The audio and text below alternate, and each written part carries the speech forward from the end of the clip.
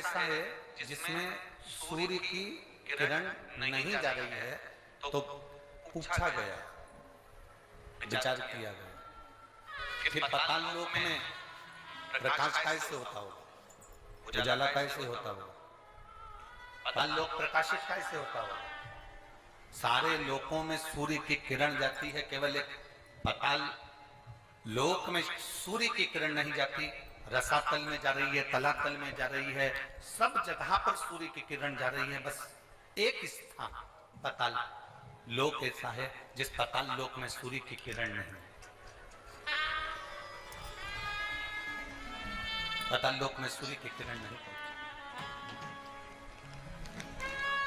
तो किसी ने पूछा कि अगर मान लो सूर्य की किरण इस पाताल लोक में नहीं जाती तो यहां प्रकाश कैसे होता।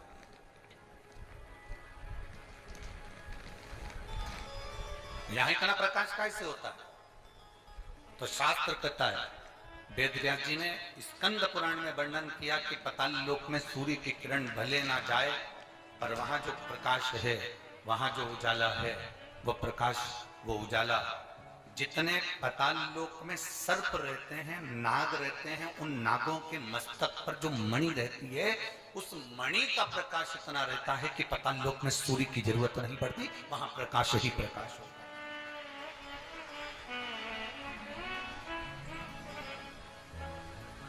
वहां प्रकाश ही प्रकाश होता है। अब आप भी थोड़ा सा स्मरण करिएगा, आप भी अपने ध्यान लगाइएगा कि पाताल लोक में भगवान शंकर के वासुकी नाग जो उनके गले में पड़े हुए हैं, पाताल लोक के अगर कोई स्वामी माने गए हैं तो वो वासुकी नाग को माना गया। पाताल लोक का अगर कोई राजा माना गया है तो वो वासुकी नाग को माना गया।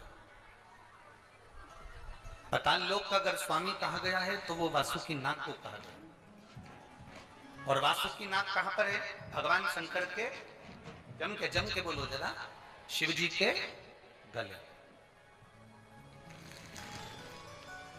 अब जब वासुकी नाग भगवान शंकर के गले में है और शास्त्र कह रहा है कि पाताल लोक में सूर्य की किरण नहीं जाती, पर पाताल लोक में इतना प्रकाश रहता है, तो वो प्रकाश कहां से आता है?